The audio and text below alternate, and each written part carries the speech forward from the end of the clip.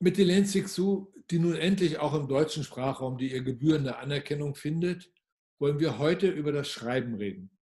Und da wir mitten in der Corona-Pandemie sind, bietet sich an, mit dem Schreiben in Zeiten der Pandemie zu beginnen, um dann nach dem Verhältnis von Schreiben und Körper und Leben und Geschichte zu fragen. Hélène, beaucoup de gens disent que cette pandémie marque le début d'une nouvelle ère. Pourrait cela aussi être valable pour l'écriture? Quelle question énorme, hein? Je pense que l'écriture est mise à l'épreuve, comme tout le monde, comme tous les êtres vivants. C'est un être vivant, elle est mise à l'épreuve. L'épreuve, c'est de se mesurer à quelque chose qui la dépasse. Et c'est pas la première fois que ça lui arrive à l'écriture. C'est-à-dire que chaque fois qu'il y a un événement grave et qui est destructeur, qui s'attaque aux conditions de vie, à la vie même, l'écriture est mise en question. La violence des événements s'adresse à l'écriture et lui dit « Alors, t'es capable de rivaliser avec moi ?» Ça, c'est une question énorme. C'est une question que je me suis toujours posée, d'ailleurs, depuis que j'existe et que je veux écrire. Je sais qu'il y a un combat entre l'écriture et l'extrême violence des événements. Mais cette violence, elle a toujours existé. Elle est simplement chaque fois différente. Elle invente des formes qui sont chaque fois différentes. Alors celle-là, par exemple, cette pandémie, je ne l'avais jamais vécue, même si j'ai vécu comme toi, mais autrement, et moi avant toi, puisque je suis plus âgée, j'ai vécu des guerres, par exemple, et des guerres qui étaient exceptionnelles, qui n'avaient jamais de modèle, qui étaient sans pareil. Et à ce moment-là, je me posais la question, je me disais, est-ce que l'écriture est encore présente et est-ce qu'elle est active dans un camp de concentration? Est-ce qu'elle est active dans des salles où il y a de la torture? Est-ce qu'elle est active quand il y a des épidémies? Je me suis toujours posé cette question. Et je dois dire que dans mes lectures aussi, j'ai toujours été poser la question et me renseigner auprès de nos prédécesseurs qui sont des survivants ou qui sont des personnes qui ont traversé des événements d'une violence que moi, je n'ai pas encore traversée. Je les ai traversés sur le côté parce que j'étais trop jeune, par exemple. Voilà. Bon, alors, là, je pense que ce n'est pas qu'elle va changer, c'est qu'elle a à faire son examen de conscience, à dire la vérité. Est-ce qu'elle est trop petite, pas assez forte? Est-ce qu'elle est assez forte? Est-ce qu'elle va inventer de nouvelles forces? Et moi, je dirais en particulier l'humilité. Je pense qu'il faut qu'elle soit humble parce que nécessairement, elle est dépassée. Elle est dépassée parce qu'on est dans un monde où tout est inconnu. C'est ça d'ailleurs qui fait peur à tout le monde, hein. C'est l'inconnu. Tout est inconnu. On ne sait pas, voilà. La figure de demain, on ne la connaît pas. Là, je suis en train de parler avec toi, ce qui me ravit d'ailleurs, parce que c'est bien justement de voir qu'on se maintient en vie, mais après tout, peut-être que demain, voilà, nous ne savons pas. Et là, l'écriture, elle va dans la forêt, elle est dans le noir. Et je pense qu'elle ne peut pas être superficielle, elle ne peut pas être légère, elle ne doit pas non plus être lourde. C'est très compliqué. C'est évidemment la question que je me suis posée depuis le mois de mars. En effet, c'est la même, ça me souvient, écrit après Auschwitz, c'était la même. Oui, Non. c'était la grande question. Et d'ailleurs, les gens disaient des bêtises. Et en plus, il y avait des réponses, il n'y avait pas une réponse, il y avait différentes réponses selon justement la personne, l'expérience qu'il a traversée, etc. Et tu as eu tout le spectre de l'écriture après Auschwitz aussi, le Oui, bien sûr. Et il y a eu tous ceux qui ont écrit après, il y a ceux qui maintenant écrivent après, c'est-à-dire longtemps après, quand ça devient un sujet de roman. Voilà. Donc en fait, l'écriture, elle est comme, c'est vrai qu'elle a toujours été à la fois le miroir de quelque chose qui nous échappe, mais elle fonctionne comme un miroir. Ça, c'est ce que disent les grands écrivains du 19e siècle. Et puis, elle est au contraire une sorte comme ça de toute petite lumière dans les ténèbres de ce qui vient. Voilà, ce qui vient, ce qui n'est pas encore. Alors, est-ce que les réponses que les écrivains ont données sur ces questions écrites après Auschwitz, est-ce que ça peut donner, s'orienter aujourd'hui pour la question d'écrire dans la pandémie ou après la pandémie? Oui, bien sûr. Enfin, en tout cas, moi, je me suis évidemment posé la question, mais tout de suite, dès le premier jour. Parce que justement, l'écriture, c'est un double, hein, c'est mon double, voilà. Mm. Mais c'est un double qui est, d'une certaine manière, plus doué, plus libre et moins libre que moi. Je pense rien ne change parce que tu écris, ton écriture, c'est une écriture toujours après des grands. C'est une écriture qui est dans le temps. Elle est comme un poisson dans le temps. Voilà, je suis dans le temps toujours. Et donc, l'événement, je le reçois. Ça peut être un événement, c'est rare, qui vient comme un coup de foudre, comme de l'amour. Et ça peut être comme une maladie, ça peut être comme une guerre, comme une mort. Et voilà. Mais je pense justement que chaque fois, elle est remise en question.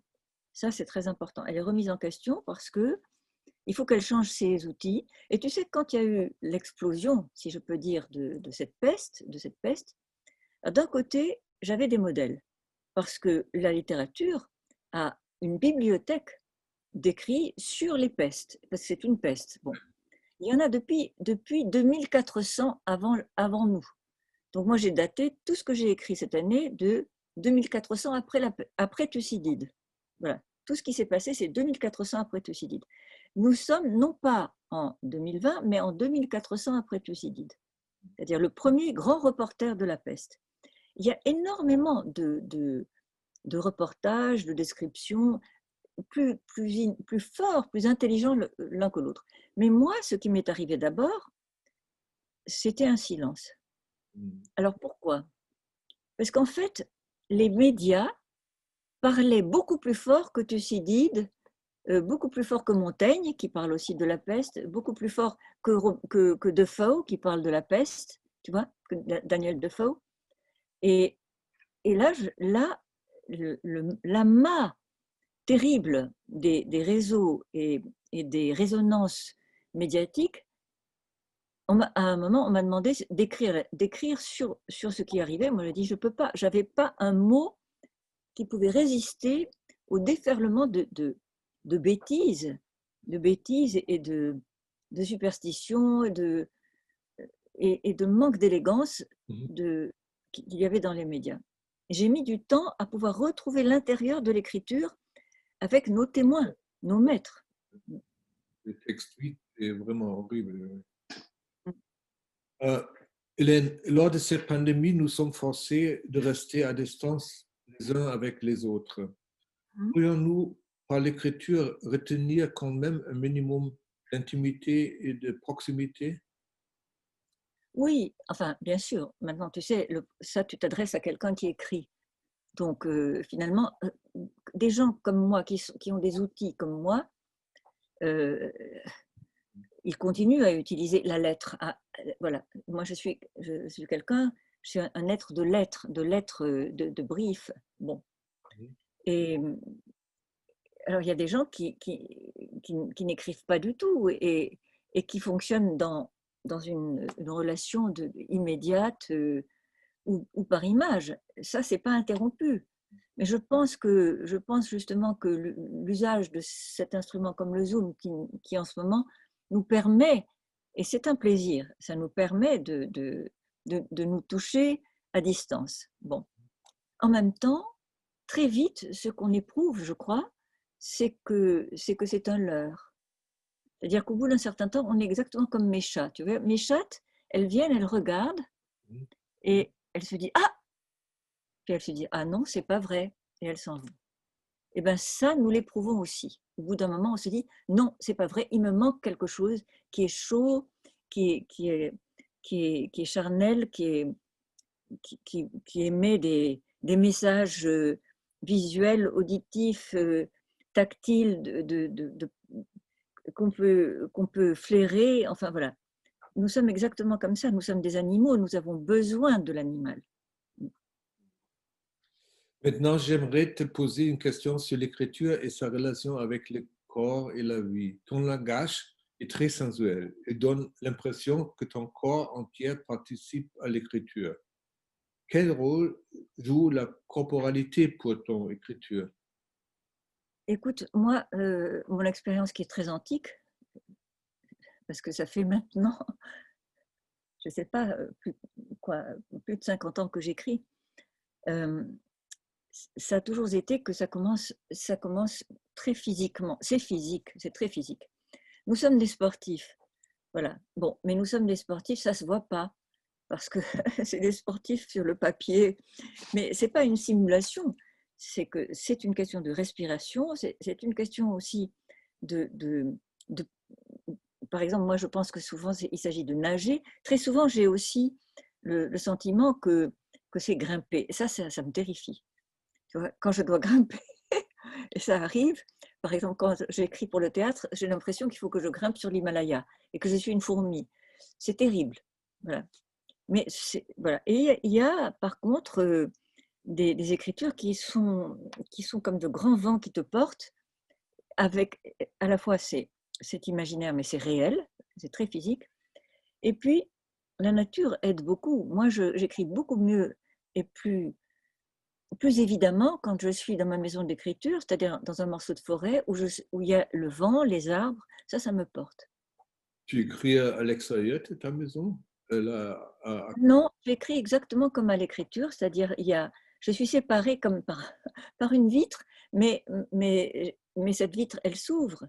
Et exactement comme ici, je ne sais pas si... Attends, je vais voir si on voit quelque chose. Je vais essayer de tourner l'ordinateur 2 secondes. Je ne suis pas sûre qu'on va voir quelque chose.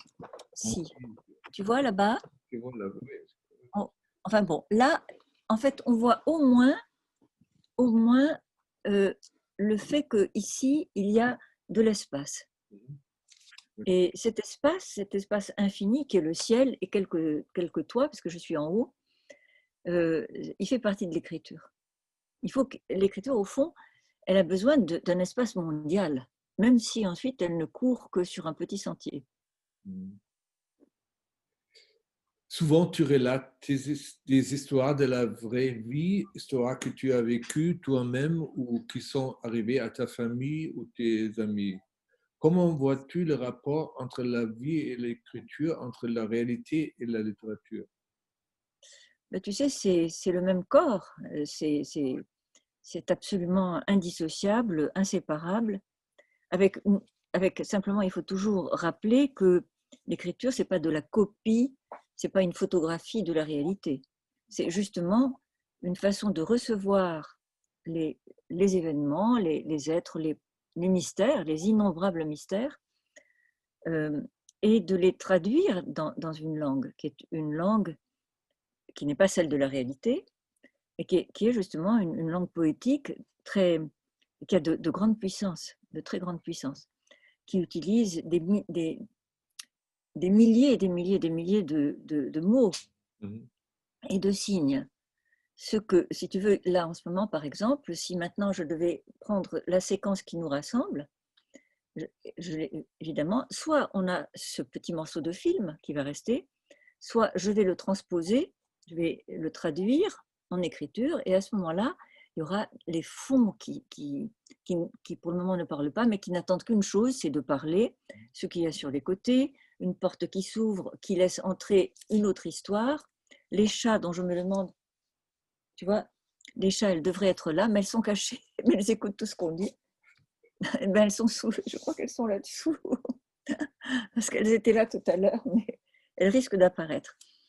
Et puis, bien sûr, ça, si je peux dire, c'est le noyau, c'est nous, ce sont des sujets vivants. Et il y a d'autres sujets vivants.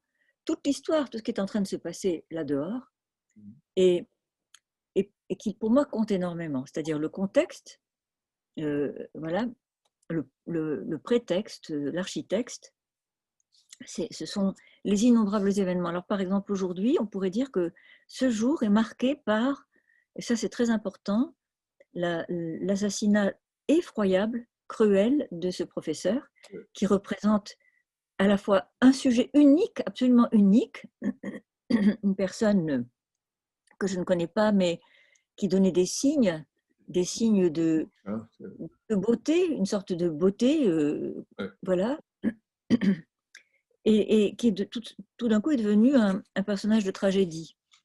Et vraiment un personnage de tragédie, parce que les vrais personnages de tragédie, c'est ceux à qui il arrive un malheur indescriptible sans qu'ils le sachent. Ils n'en tirent aucun bénéfice, aucun. Ça, c'est la tragédie. Voilà. Bon. Il n'y a pas de témoin. Il y a eu personne à sa mort. C'est une mort comme il y en a dans Homère, tu vois. Bon. Ou justement dans les récits d'Auschwitz, etc. Et ça, c'est dans l'air partout, tu vois. Ça, je pense que tout le monde, en réalité, a un petit pincement comme ça. C'est-à-dire que je crois qu'en France et ailleurs, je pense que la plupart des gens ont un moment où ils se sentent mortels. Ça ne va pas durer. Ça ne va pas durer. Voilà. Et ça fait partie aussi de l'écriture. Elle sait que ça ne va pas durer et elle arrive pour que ça dure un peu. Dans un grand nombre de tes livres, tu retournes aux sources historiques, c'est-à-dire tu fouilles l'histoire de ta famille et tu poursuis des destins et des parcours à travers le temps. Comment se fait cette approche littéraire? Comment ça se fait? Mais je pense que si je ne suis pas fascinée, si tu veux, par exemple, par ma famille en tant que ma famille. Mais il se trouve qu'ils ont été, eux, des petits brins, justement, dans des événements qui les ont tous dépassés. Ils ont tous été emportés par des ouragans historiques. Enfin, ma famille du côté allemand. Bon. Parce que ma famille du côté algérien, il se trouve que l'histoire n'a pas été cette navigation terrifiante. Ils étaient en Afrique du Nord, ils n'ont pas voyagé, ils n'ont pas été exilés, ils n'ont pas... Voilà. Alors, l'histoire dans ses grandes violences, qui est le matériel de la littérature, qui est à la fois la nourriture de la littérature et son matériel. La grande littérature, elle est toujours historique, elle s'appuie toujours. C'est un théâtre, c'est un immense théâtre historique. Ma famille allemande, il se trouve qu'elle a été successivement emportée par des événements extraordinaires, d'une guerre à l'autre, voilà, sans arrêt. D'une guerre et d'une paix. Parce que, par exemple, moi, ce qui m'intéresse à Osnabrück, c'est à la fois la succession des guerres, mais ce qui m'intéresse, c'est la paix de Westphalie. C'est la fin de la guerre des religions. Et je sais que cette fin de la guerre des religions, c'est un événement énorme, européen et donc mondial. Ça entraîne toute la littérature française, allemande et européenne. Voilà. Et puis, je sais aussi, et ça, évidemment, c'est ça qui m'intéresse dans ma propre position, que cette fin des guerres de religion, eh ben, elle n'a duré que quelque temps. Et là, nous sommes en pleine guerre de religion, aujourd'hui. Et donc, ma famille, elle est un peu comme... ce sont des envoyés de l'histoire. Sinon, je ne m'intéresserais pas à eux, pas plus qu'à... Je pourrais prendre des personnages dans la littérature ou... Non, voilà. D'ailleurs, je vais te dire, je le pense, ça. C'est-à-dire que les innombrables personnages dans la saga de mes familles, qui étaient innombrables, en tant que personne dans le quotidien, ne m'intéresseraient pas. Ce qui m'intéresse, c'est que ce sont des éléments comme ça, humains, qui sont emportés dans les flux de l'histoire, des histoires du monde. C'est des atomes dans le cosmos. Comme toi. Tu m'intéresses aussi pour ça. Écoute, l'écriture peut-elle préserver les hommes et les événements de l'oubli? C'est son rêve. Oui. Est-ce qu'elle le fait? Je n'en sais rien, mais c'est sûrement son rêve. Enfin, pour moi, en tout cas. Je pense que l'écriture préserve énormément, pas tout bien sûr, et puis pas ce qu'on croit. Et puis, elle préserve aussi, et ça c'est assez troublant et intéressant, elle préserve ses employés, ses travailleurs, les travailleurs de l'écriture, les auteurs. Mais ça, rien ne leur revient, ça c'est très bien, tu vois. Mais moi, par exemple, je suis heureuse quand je lis du Stendhal. Par exemple, je relisais La Chartreuse de Parme à cause de la prison. Je me dis, retournons en prison, retournons en prison. Alors, je vais dans la prison de La Chartreuse de Parme. Et puis, j'ai une pensée à ce moment-là. Il y a Fabrice qui est en prison, et il y a dehors, et je le vois quelque part en Italie, il y a Stendhal qui est là, et lui aussi, il était dans une sorte de prison. Voilà. Et puis, il y avait beaucoup de prisons à son époque. On mettait tout le monde en prison tout le temps. Et je me dis, et j'ai de l'amour pour Stendhal. Et j'ai de l'amour pour Stendhal parce qu'il a pensé la prison. Tu lis le même livre. Tu as lu La Chartreuse Oui. récemment? Oui. Oui, bien sûr. Et bien, tu vois, tu es la preuve. Oui, probablement, oui. Je n'ai pas pensé à ça, mais tu as raison. Depuis ses débuts, la littérature traite souvent les grands sujets. Pensons aux grandes épopées grecques. Cependant, tu mets ton attention particulière sur des petites choses ordinaires et quotidiennes. Ton livre Aux mères est morte, dans lequel tu relates la disparition de ta mère, parle d'une lutte dramatique et existentielle, mais le lieu de ce combat sont des situations bien quotidiennes. Avons-nous besoin de littérature pour comprendre la signification des choses supposées être banales et ordinaires? Ah oui, oui, tout à fait. Je pense justement que d'abord le quotidien, euh, c'est vrai que on peut ne pas l'apprécier, on peut le mépriser, on peut considérer qu'il est. J'ai entendu par exemple, tu vois, j'ai entendu à la radio ou dans les médias que le professeur qui a été assassiné, c'était un héros ordinaire. Je me suis dit, mais qu'est-ce qu'ils veulent dire par ordinaire? C'est quoi? Moi, je garde héros, tu vois. Ordinaire, je ne comprends même pas ce que ça veut dire. Je pense que, d'abord, les poètes savent, euh, c'est leur travail, ils savent qu'on peut faire un poème avec une rose. Bon, tu prends une fleur et tu la transformes en poème. Ou tu prends, comme dans le rêve de Benjamin, que Derrida a repris ensuite dans Fichu, tu prends un fichu, un bout de fichu, comme ça, et tu en fais un rêve immense qui, à son tour, va mettre au monde une œuvre, etc. Bon. Eh bien, ça, je pense que c'est. Je crois que nous sommes de mauvais élèves de la réalité, hein, de mauvais élèves du quotidien, le mot de quotidien est très bien, et que la littérature, elle est là pour nous rappeler qu'un fauteuil peut être un personnage très important. Il y en a dans Proust, il y en a dans mes textes aussi, que, euh, que faire la vaisselle peut être l'occasion d'une lutte homérique entre des personnages d'une famille. Enfin, voilà. Et ça, c'est évident que la littérature, elle peut se plaire et se distraire avec ces innombrables éléments où de toute façon, le petit donne toujours lieu ou contient la promesse du grand, toujours.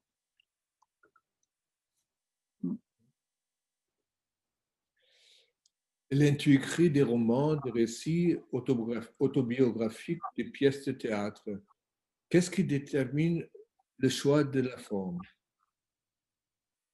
Tu sais, les pièces de théâtre, pour te dire la vérité humblement, elles me sont commandées. On me demande d'écrire, de participer à une aventure de théâtre. C'est un univers en soi. Le théâtre, il a une vocation très très particulière qui n'est pas celle de l'écriture. C'est une vocation presque d'engagement citoyen, Le théâtre, c'est une collectivité, toujours. C'est pas seulement qu'il y a une troupe, et c'est pas seulement que pour faire une œuvre de théâtre, il faut être nombreux, mais il y a aussi tout le public. C'est le contraire de l'écriture telle que je la conçois. Où en fait, on est seul, on est seul quand on écrit, mais on est seul avec, à une distance incalculable, le monde entier, et pas seulement le monde entier, mais comme le dit justement Stendhal, le monde à venir. En fait, on écrit pour dans 100 ans, dans 200 ans, dans 300 ans, parce que c'est ça, c'est la lenteur ou la vitesse à laquelle l'écriture arrive à destination. Voilà. Le théâtre, c'est le contraire. Ça doit arriver à destination tout de suite. Ça doit toucher le public tout de suite. Voilà. C'est donc, en tout l'économie du théâtre est presque opposée à l'économie du texte. Et moi, je suis faite pour écrire des textes. Et avec ce que j'ai comme ressources personnelles, je me mets à la disposition du théâtre, mais ce n'est pas mon premier mouvement. Moi, je considère que je suis... ce n'est pas ma structure primitive. Mais dans mes textes, par contre, c'est toujours très théâtralisé, parce qu'il y a justement des personnages qui passent, des épisodes, des scènes, etc. Alors, il y a une influence des différentes formes littéraires sur ton écriture et les sujets choisis. Écoute, je sais pas, je crois pas qu'il y ait d'influence, il y a plutôt le fait que, enfin, on peut dire que oui, si on prend le mot d'influence ou confluence à la lettre, je pense simplement que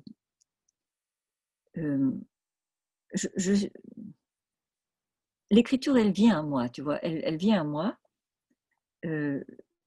C'est féerique, c'est divin, c'est mystérieux, et je ne la maîtrise absolument pas. Je me dis toujours que ce que dit Shakespeare, c'est-à-dire ourselves we do not owe, c'est-à-dire nous ne nous connaissons pas et nous ne nous possédons pas nous-mêmes, ça c'est le propre de l'écriture. Au théâtre, on exerce plus de maîtrise et on est réveillé, on est conscient parce que justement il faut communiquer avec l'autre, c'est-à-dire le public. Mais quand tu fais un texte pour le théâtre, alors là, tu es dans la situation de l'écriture. Tout à fait autre chose. C'est tout à fait autre. Il y a une responsabilité, par exemple, au théâtre, tu vois. Je ne crois pas au théâtre irresponsable. Voilà. Et par contre, c'est vrai que dans l'œuvre, tu es dépassé. Tu es dépassé. L'écriture a du génie. Tu peux ne pas l'avoir, mais l'écriture, elle en a. Voilà. Au théâtre, tu es serviteur du public.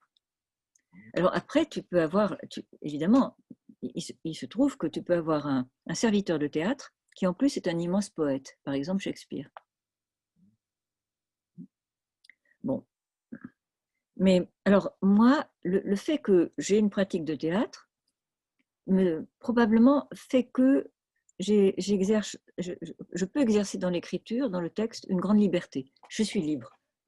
Je suis un personnage de théâtre qui est libre. Voilà. Tu vois, je peux, voilà. Et je ne m'interdis rien. Et même s'il y a de l'interdit ou s'il y a de la difficulté, c'est par là que je dois aller. Alors qu'au théâtre, curieusement, cette liberté, elle doit être tout le temps en train de se dire, bon, est-ce que je me suis bien fait entendre? Non pas comprendre, mais entendre. Tu as entendu? Je parle au public.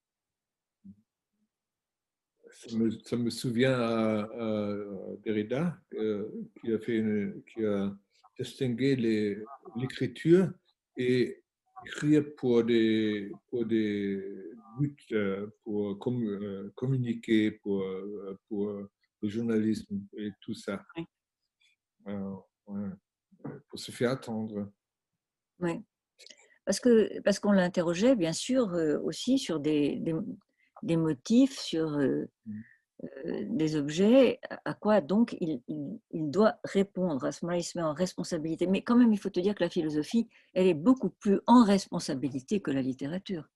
Oui, oui, c'était une question que je voulais aussi poser. Tu étais lié à Jacques Derrida par une amitié profonde. Au-delà d'avoir dédié des textes l'un à l'autre, vous avez aussi produit et réfléchi ensemble. Comment cette amitié a-t-elle influencé l'écriture de chacun de vous? Je crois que mutuellement, elle, cette amitié, elle nous a autorisés, elle nous a permis, elle nous a mis en liberté. C'est-à-dire que lui, il a considéré, il me disait souvent que j'étais folle. Mais tu es folle. Mais moi aussi, je pensais ça. Mais ça veut dire, tu es folle, tu as raison de l'être. Voilà. Tu as tout à fait raison de l'être. Et moi, c'était pareil pour lui. C'est-à-dire que l'important, c'était que si tu as le témoin qu'il te faut, qui est nécessaire, qui est vital, tu peux aller plus loin que toi-même. Sinon, tu as toujours peur. Tu te dis, qu'est-ce que je suis en train de faire là? Ou bien, bon, si tu as une sorte d'infini permis, ce qu'on s'est accordé mutuellement, tu peux aller beaucoup plus loin. Après, il y a aussi le fait qu'au départ, il y avait déjà ce qui a fait qu'on pouvait être en amitié, c'était déjà la question de l'écriture, c'est-à-dire le fait que, que dans la langue, on avait le même type euh, de recherche, d'aventure, de joie à explorer le monde des signifiants. C'était très important parce qu'en fait, on était aussi toujours en langue, dans la langue, en train de se parler, en train de, de, de sortir comme ça, de se montrer mutuellement nos trésors. Tu as vu ça? Tu connais ce mot? Tu as vu ça, comment ça marche, etc. Tout le temps. Ce qui est très rare, je dois te dire, ça ne m'arrive pas maintenant. C'est très beau que l'idée que ça t'a protégé dans ton Ah oui, écriture. ah, tout à fait. Ça a été décisif et je crois que pour lui aussi. Mm. La notion d'écriture est très importante pour la philosophie. Euh, Moi, je suis philosophe, alors je vois ce côté. Elle a ouvert le champ pour une critique de la métaphysique occidentale. Qu'est-ce qu'est-ce qu'elle a apporté à l'écriture littéraire? Est-ce que c'est seulement important parce qu'elle peut décrire qu'est-ce que la littérature fait ou qu'elle qu'elle est, est-ce qu'elle est productive elle-même pour écrire? Ben, je pense qu'il y a une alliance nécessaire entre les deux. C'est-à-dire que une littérature qui ne pense pas, et il y en a beaucoup, et ça on en parlait beaucoup avec Derrida, parce qu'il me disait toujours il y a des littératures pensantes, et il était féroce avec la littérature qui ne pensait pas. Mais inversement, tu avais une philosophie sans aucune écriture, et franchement, c'est pas très intéressant. C'est-à-dire elle est reproductible, elle n'avance pas, parce qu'il faut passer évidemment par ce qui est gardé, vivant et mystérieux dans la langue pour aller plus loin en philosophie. C'est-à-dire que la philosophie elle a besoin de mots supplémentaires.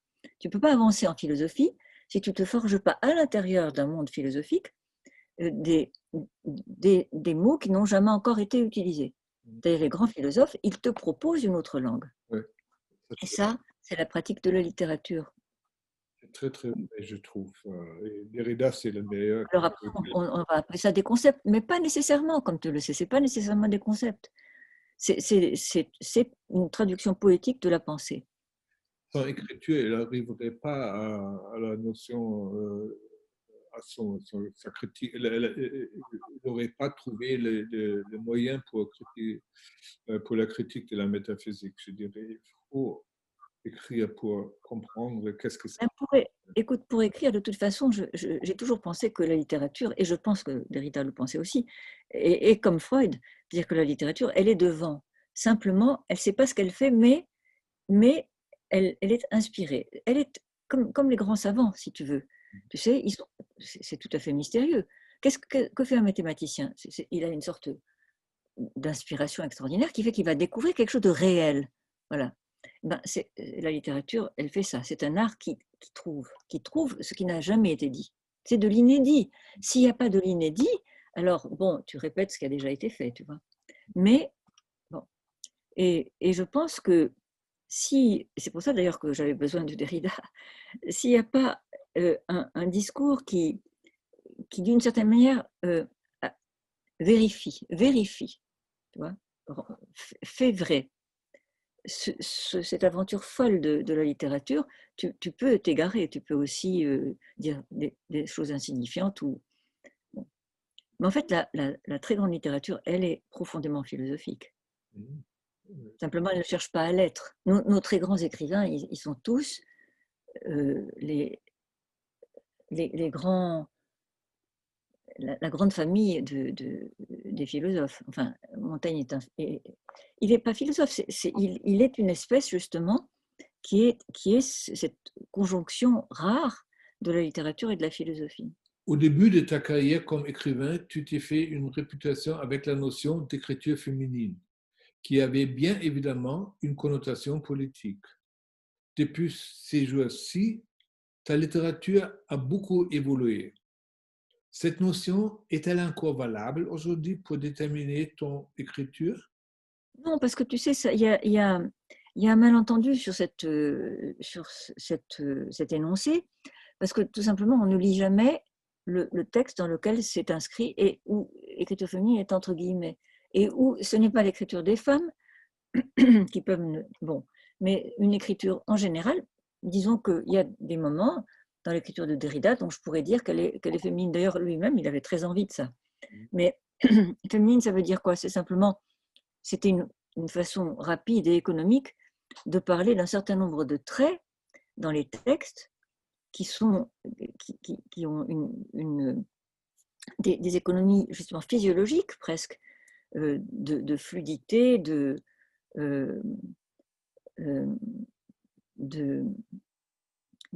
d'envol, et qu'on trouve dans des textes aussi bien d'hommes ou de femmes. Mais moi d'ailleurs je me dis, j'aurais pas dû dire ça, j'aurais dû dire une écriture féline. Voilà, ça m'intéresse beaucoup. Si j'avais dit ça, j'aurais été tranquille, on m'aurait jamais embêté. Parce que finalement, moi je me sens surtout proche des chats, tu vois. Quand je regarde les chats, je me dis c'est elle qui me donne un exemple. Dans quelle mesure la question du sexe est-elle toujours d'intérêt littéraire pour toi? Du sexe, non, de la sexualité, tu veux dire de la différence sexuelle. Parce qu'on est pauvre en mots, là. Hein. On utilise ce mot, et puis finalement, c'est plus ce qu'on dit. C'est comme quand on utilise le mot genre, on finit par être enfermé dans une toute petite coquille, et on ne sait plus ce qu'on dit. Et tous les écrivains, tu prends Proust, par exemple, il travaille le genre, sauf qu'il n'a jamais dit et jamais pensé, mais il n'y a pas une seule page où tu ne vois pas jouer dans la langue française le passage d'un genre à l'autre, etc., ce qui est sur le chemin aussi des variétés de sexualité possibles dans la sexualité humaine, dans l'exercice de la sexualité humaine, où tu peux être, comme il le dit, tu peux être homme-femme, homme-femme, homme, homme-homme, homme-homme, femme-homme, etc., et qui ensuite nous a amené dans des effectuations actuelles du genre, justement, du transgenre. Mais le transgenre, c'est encore une autre catégorie qui existe dans Proust, par exemple, mais elle n'est pas effectuée, elle est vécue, elle est intellectuelle, spirituelle, mais elle n'est pas effectuée de telle manière que tu vas te retrouver de l'autre côté d'un sexe, tu vas changer de sexe complètement, et matériellement, tu vois. Bon. Alors, dans ce que j'écris, moi, et dans ce que j'ai toujours écrit et vécu, il y a toujours eu ce côté passage. C'est pour ça d'ailleurs que je publie chez toi. Parce que je pense justement en termes de ce qui passe, de ce qui se passe, voilà, et de tout ce qu'on peut décliner autour du mot passé. Voilà. Mais pour moi, ce qui compte, c'est que ça continue à passer. Je ne veux pas arriver. Je veux pas arriver. Voilà. Je ne veux pas devenir ça. Non. Ce qui m'importe, justement, c'est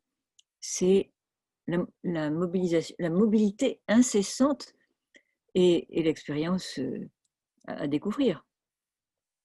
Tu peux tout à fait, voilà, tu peux penser être en couple, par exemple, homosexuel, et en fait, à ce moment-là, tu pourrais te dire, on est les mêmes, voilà, bon, sauf que les mêmes sont peut-être traversés de je ne sais combien d'altérités de tout genre. Voilà. D'ailleurs, c'est pour ça que Proust est intéressant, parce que si tu crois justement que tel ou tel personnage est une femme, il te dit tout de suite, ah mais non, c'est une algue. Ah ben oui, c'est vrai, c'est une algue. Ah mais non, c'est une méduse. Ah ben oui, c'est vrai, etc. Voilà. Mais c'est ça, là, c'est ça qui m'importe.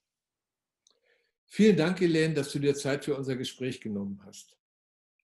Ich danke auch unseren Kooperationspartnern, dem Theater am Neumarkt und der Universität Zürich und dort besonders Herrn Traubmann. Auch den Zuschauerinnen und Zuschauern danke ich für Ihre Aufmerksamkeit und hoffe, dass Sie auch in Zukunft wieder bei unseren Passagenstreams und Passagengesprächen dabei sind. Danke, vielen Dank.